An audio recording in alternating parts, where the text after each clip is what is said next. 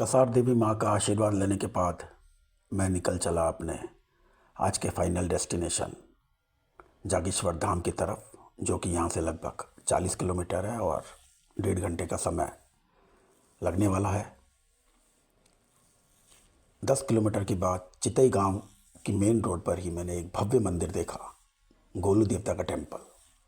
कहा जाता है कि ये टेम्पल कुमाऊनी समुदाय के देवताओं का मंदिर है और ये बहुत ही प्रसिद्ध मंदिर है। इस तरफ गोलू देवता को यहाँ पे लोग न्याय का देवता भी मानते हैं।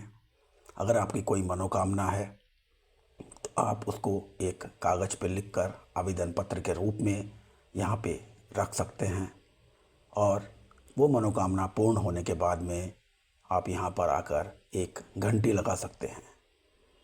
मंदिर के अंदर हजारों की तादाद में आवेदन पत्र और घंटियाँ लगी हुई थी और यहाँ पर परिसर में भक्तों की भीड़ और लगातार गूंजती घंटों की आवाज़ से ही गोलू देवता की लोकप्रियता का अंदाज़ा लगाया जा सकता है। उत्तराखंड को देवों की भूमि ऐसे ही नहीं कहा जाता है। गोलू देवता के दर्शन करने के बाद यात्रा आगे बढ़ रही है जागेश्वर धाम की तरफ।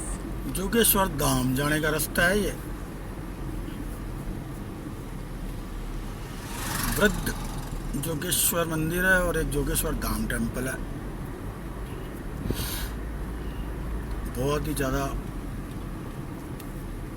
प्रख्यात और मान्यता वाले मंदिर है। बहुत लोग आते हैं अल्मोड़ा से, जो अल्मोड़ा आता है वो यहाँ पे आएगा। नॉर्मली आते हैं, निकल जाते हैं दर्शन करके। अपने क्या है, धीरे बड़े आदमी तो अपन आज का रात में स्टे इधर ही है प्रभु के चरणों में स्टे करेंगे, आराम से आशीर्वाद लेंगे, प्रभु से एनर्जी भी लेंगे थोड़ी सी।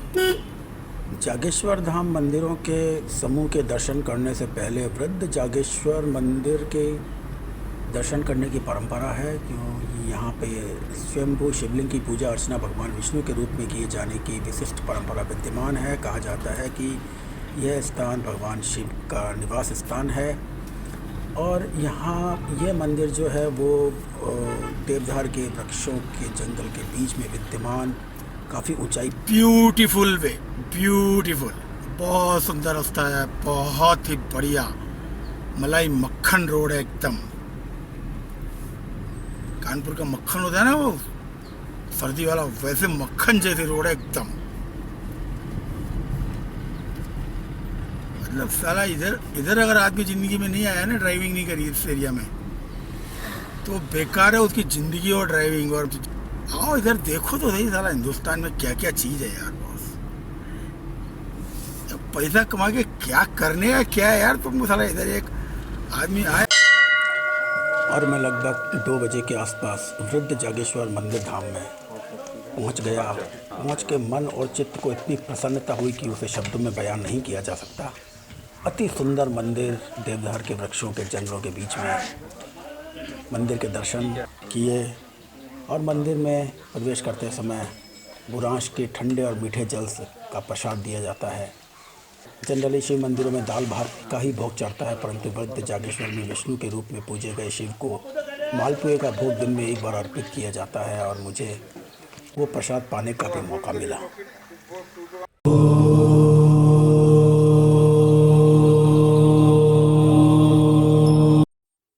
वृद्ध जागेश्वर महादेव के दर्शन करने और आशीर्वाद लेने के बाद जैसे ही मैं जागेश्वर धाम पहुंचा तो एक बहुत ही खूबसूरत प्यारा छोटा सा गांव आंखों के सामने था। एक पल के लिए ऐसा लगा कि ये नज़ारा कुछ अद्भुत और अविश्वसनीय है। आंखें मान लो ठहर गई हो और आंखें बंद करके ऐसा लग रहा था कि ये पूरा का पूरा दृश्य आंखों में ज़िंदगी भर के लिए उतार लूँ। बहुत ही खूबसूरत गांव, बहुत छोटा सा, इतना सुंदर कि शायद देवदार के जंगलों के बीच में ये महादेव का ही एक स्थान है। ये पार्किंग की बहुत सुंदर व्यवस्था है गवर्नमेंट की तरफ से।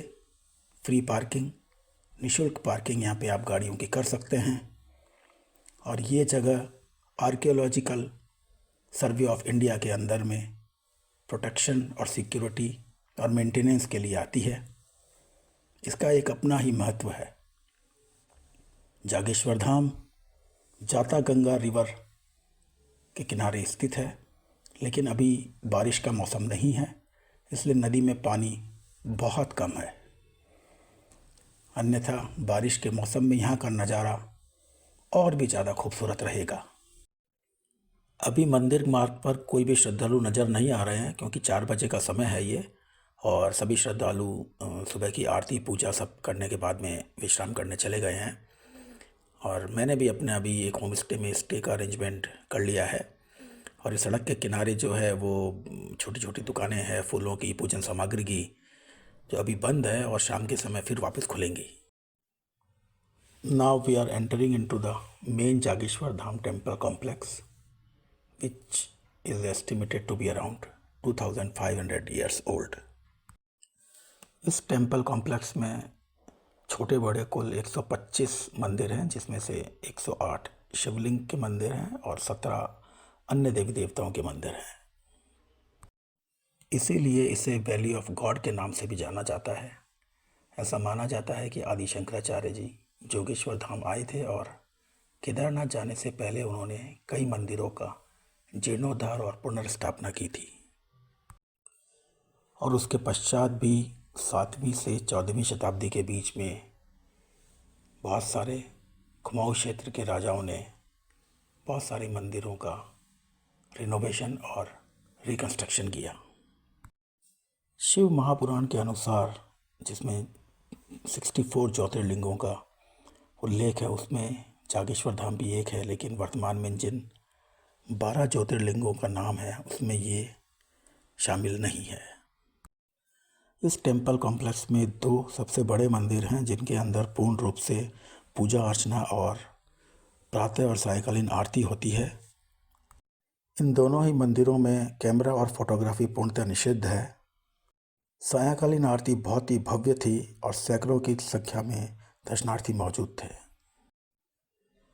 जागेश्वर मंदिर समूह कॉम्प्लेक्स या परिसर में बहुत आराम से विचरण और भ्रमण करते हुए ऐसा महसूस हो रहा था कि शायद स्वर्ग भी कुछ ऐसा ही रहता होगा। एक असीम शांति, सुकून, अनुकंपा और आकर्षण महसूस किया जा सकता है। परिसर में स्थित 125 छोटे बड़े मंदिरों में से 2 सबसे बड़े मंदिर, श्री महादेव का मंदिर और महामृत्युंजय के मंदिर के अंदर दर्शन करके मन को असीम शांति और सुकून प्राप्त हुआ। इन दोनों ही मंदिर परिसर के अंदर किसी भी तरह की फोटोग्राफी या वीडियोग्राफी करना रिस्ट्रिक्टेड है। इस मंदिर परिसर के अंदर एक बहुत ही भव्य और आकर्षक दक्षिण मुखी हनुमान जी का मंदिर है, जिसके दर्शन करके मन को असीम शांति मिलती है। मंदिर परिसर में एक बहुत ही आश्चर्यजनक देवदार का वृक्ष है, जिसका नीचे से एक ही तना है, लेकिन ऊपर उसकी 2 शाखाएं निकलती हुई है।